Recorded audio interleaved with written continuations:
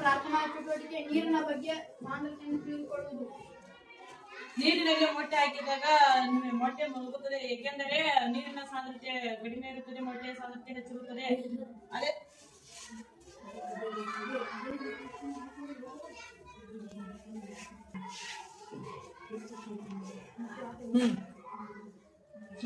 ಅದೇ ಮೊಟ್ಟೆಯನ್ನು ಉಪ್ಪು ನೀರಿನಲ್ಲಿ ಹಾಕಿದಾಗ ಚೆಲ್ಲುತ್ತದೆ, ಉಪ್ಪು ನೀರಿನ ಸಾಂದ್ರತೆ ಹೆಚ್ಚಿರುತ್ತದೆ.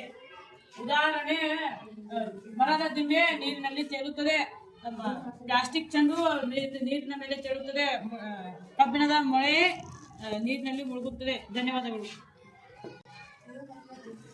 ಸಚೇತನ ಪ್ರಾರ್ಥನಾ ಚಟುವಟಿಕೆ ಬೆಳಕಿನ ವಕ್ರೀಭವನ. ಬೆಳಕಿನ ವಕ್ರೀಭವನ ಎಂದರೆ ಬೆಳಕು ಒಂದು ಮಾಧ್ಯಮದಿಂದ ಇನ್ನೊಂದು ಮಾಧ್ಯಮಕ್ಕೆ ಚಲಿಸುತ್ತದೆ ಮತ್ತು ದಿಕ್ಕನ್ನು ಬದಲಾಯಿಸುತ್ತದೆ.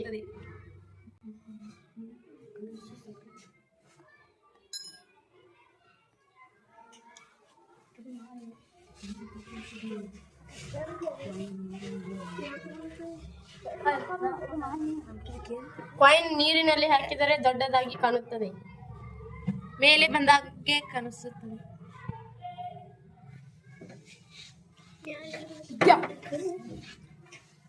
ಮತ್ತು ಪೆನ್ಸಿಲ್ ಅನ್ನು ಹಾಕಿದರೆ ಮುರಿದ ಹಾಗೆ ಕಾಣಿಸುತ್ತದೆ.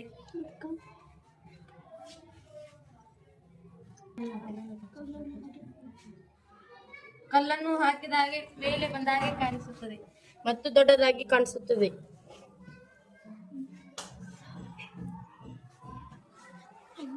ಧನ್ಯವಾದಗಳು.